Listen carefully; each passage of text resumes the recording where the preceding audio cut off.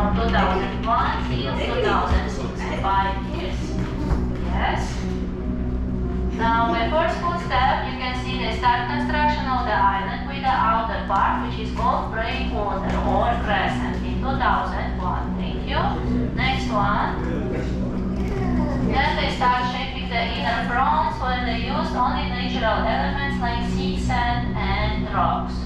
In total, they bring 120 million cubic tons of sand from the bottom of the sea.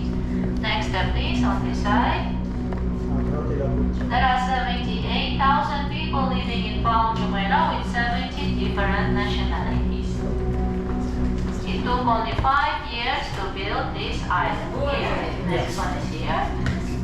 Breakwater is 11 kilometers inland, designed to protect the island from waves and natural elements. Consists of 7 million tons of rocks from the northern part of the UAE. In the middle, these are the 17 fronts.